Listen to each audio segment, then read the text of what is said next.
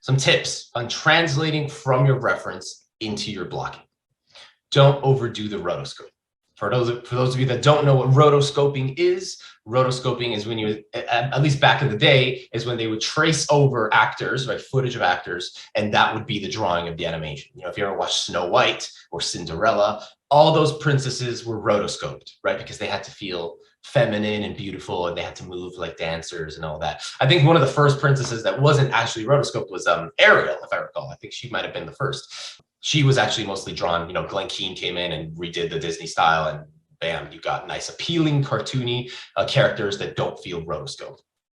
When something is rotoscoped, it changes the style of something because it's moving in a very recognizable way, right? It's moving like a person because that is who the movement is based on.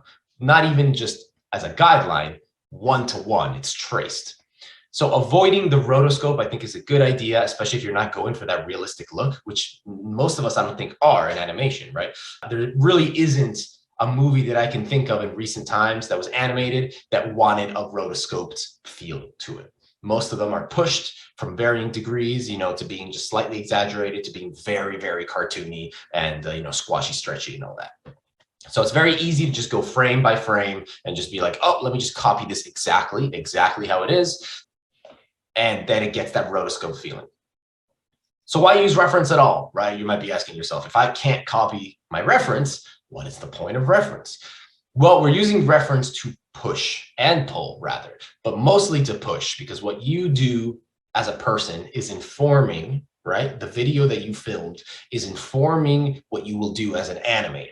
We are going to take those same poses that you did and we're going to push them. We're going to use line of action, right? If your back was like this, your back's now going to be even more, right? It's going to be like that. We're going to push it. We're going to make it much more appealing and entertaining. We're going to use silhouette. Using your animator sensibilities, we're just going to push what you have and take it to the next level. That's the point of reference. It's a guideline, right? Reference is a map, not the destination. With your reference, you're also going to reference the style that you're trying to animate. Right? Some of you might just be like, I don't really have a style. I just want to animate this and make it look good. That's no problem. Like there is a style in of itself in that, right? You're just trying to get an appealing animation that maybe favors kind of like a mass appeal. Nothing wrong with that. I've had a couple students come up to me and say, I want to do this and I wanted to make it look like Hotel Transylvania, right? Very pose to pose, right? Very like fast poses, but then they hold like very strong poses in silhouette and do things like that. So know kind of what you want this to look like in the end, and that'll help you read your reference better. Lastly, just clarify each and every pose. And I mean, like at one point you're going to be going frame by frame through, you know, 500 frames or more of animation. And you're just going to be like, okay, how can I make this pose better? How can I make this pose better? How can I make this pose better? It's a lot of work, but it's what we do, right? The appeal will always come from your dynamic poses, right? And that's not just in the body, right? There's dynamic poses within the face as well, which we will absolutely get into in future lectures. But for now, while we're blocking, we don't really super be worried about the face too much. You want to maybe get some basic stuff in there, but I will be talking about the face in excess in later lectures. For now, let's focus on getting the blocking of the body done, and then the face can come after that. If I haven't said it before, I'll say it again. Take your time, plus those poses, and you'll get really nice cartoony stuff from the realism that you filmed. But take your time, right? Be methodical. Think about everything that you're doing, and that sense will develop as like a reflex eventually. I did some reference. Here's some reference of a shot that I did, and I'm going to kind of be using the shot as we progress with our lectures, just to show kind of how I would personally approach blocking, splining, all that good stuff. So here's the shot that I did. Here's my reference. Boy, that escalated quickly.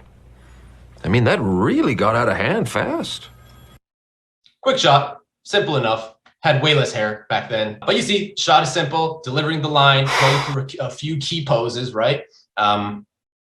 Just acting out the shot. It's nothing particularly crazy or out of the ordinary. It's just delivering that line from Anchorman, I believe. Yeah, it's Ron Burgundy from Anchorman.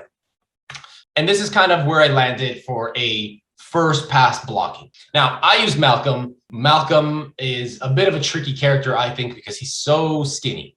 He is so absurdly skinny that it's very easy to always be in silhouette. But in that simplicity of silhouette comes other challenges. He is like a stick bug, right? He just has all these very narrow surfaces, and they're always like kind of like out and being like creepy and all that.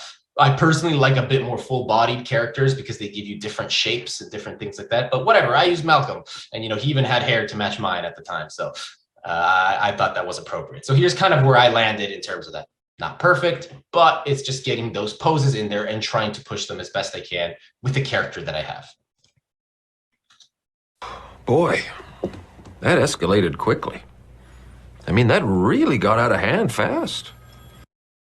So you'll see it's nothing amazing, nothing particularly incredible that you're like, wow, like that's incredible, but it's just those poses in there, right? A lot of the times you're going to be doing your first pass block and it's not what you want to be seeing because it's not fully animated. It's just the poses that need to be in there as flagpoles, right? Imagine somebody walking through Antarctica and they're placing flags to be like, this is the way that we're going. It's the same concept. We're just placing those flags at dedicated intervals to be like, these are my main poses, and we're gonna go from there.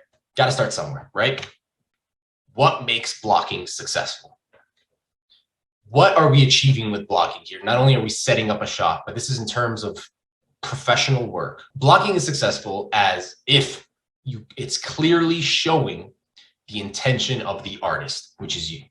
As an artist, you are given a job. Blocking is successful if the director looks at it and goes, oh yeah, like I can see that, that looks good. Change this and this and this and keep going, right? That's what we want from a good blocking pass.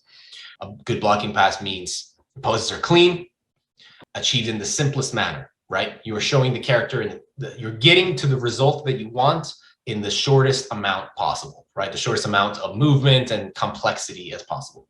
The blocking gives a good sense of the character and the overall scene.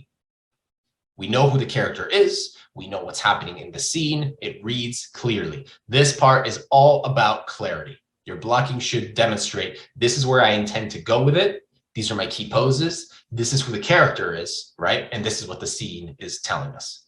Clarity, right? Clear and simple.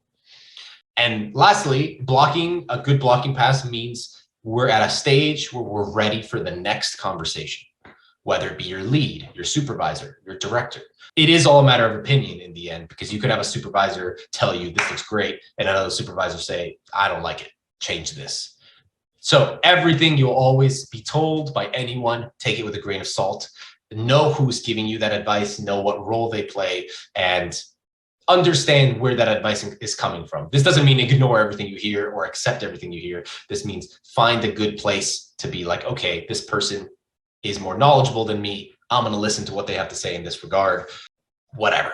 But if I give you a note that's like, make it a boy instead of a girl, right? Or I don't know, something stupid that you're just like, yeah, I'm not going to do that, right? Like it's fine.